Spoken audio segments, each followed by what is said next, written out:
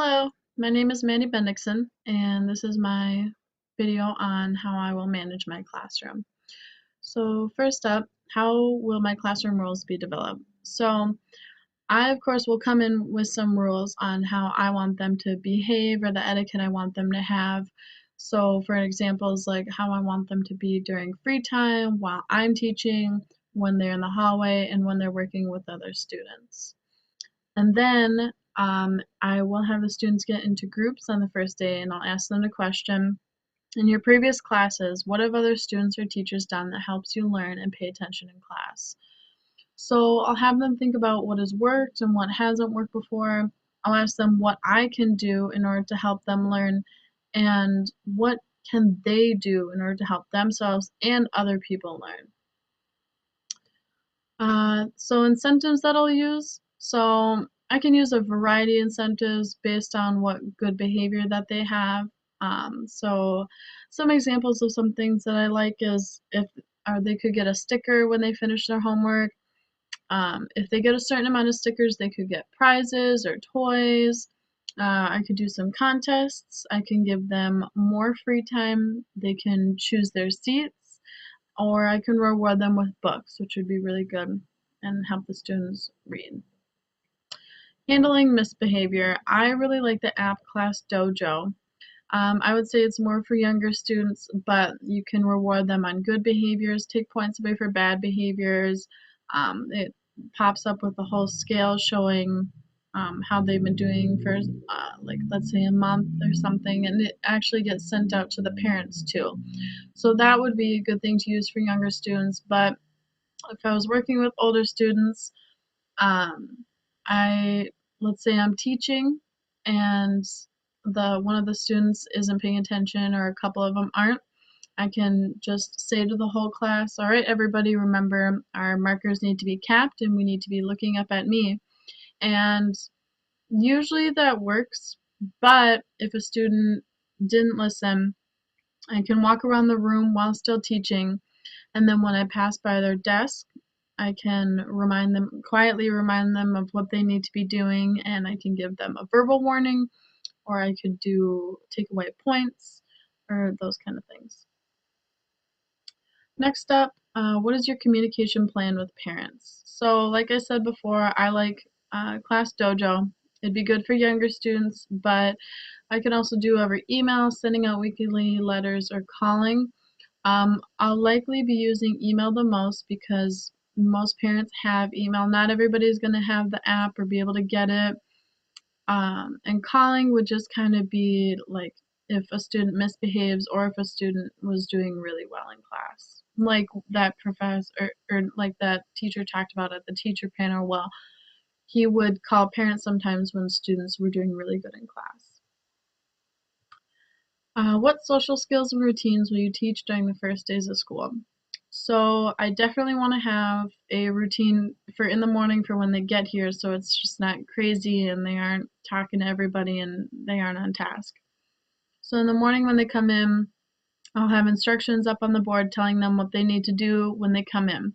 So I'll have them sign in, get out last night's homework, put up any reminders that I might have for them, and other things that they'll need to do in the morning. Some routines, other routines I could do, routines on how they line up and walk down the hallways, routines on how the students go to the bathroom or get a drink of water during the class. What I plan to do for this is I'll have each student has their own buckets and there will be a hallway pass. And if it's during free time or work time, they can just go ahead and take the hall pass and put it in their bucket. But if it's while I'm teaching, they aren't allowed to. But that would be more for older students, I would say. Some other routines are where to place finished assignments. I could have a basket for them to put it in, and also how I will get their attention. So I could use something like a bell or clapping in order to get their attention. What will happen if a child misbehaves? So these are just a couple of examples of what I like and what I might use in my future classroom. Some examples are the students could miss out on a fun activity or free time. They miss part of recess. First, they will get warnings, but that depends on the kind of behavior. If it's more serious, definitely have harsher precautions.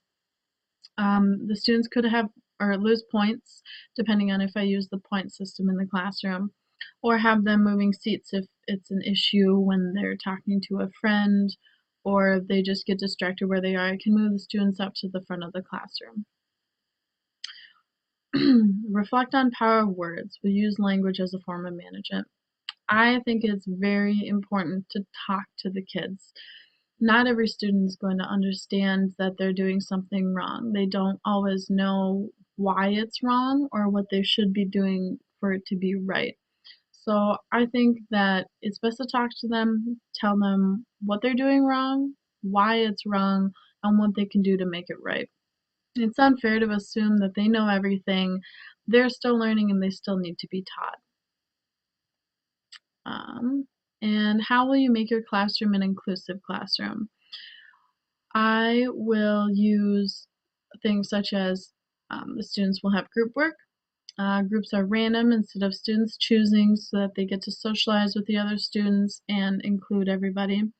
Students get points for including others or being kind to others. And also, I think one thing that I would definitely use as a teacher is a job chart. Job charts make the students feel responsible. I'd have it rotate every week, and there's a lot of jobs that you can have the students do that really help you out, and they feel like they're a part of the classroom and they're working and helping and being good students. So, some examples, I could have students be in charge of attendance, they're a line leader or a line caboose, so that they're managing the line and they make sure that everybody is quiet and walking nicely through the hallways. I could have a homework checker, a messenger in order to deliver any notes to the office or to students that need to go home with parents, and even a paper handler, someone that passes out papers during the classroom. So I had a lot of ideas when it came to managing the classroom, and I feel like I won't use all of these ideas when I become a teacher because I'll continue to learn different ways to manage my classroom, and I'll probably figure out that some of these ideas don't work for me or for my students. But I am excited to hear what everyone else has to say about how they'll manage their classrooms, and I'll get more ideas for my classroom.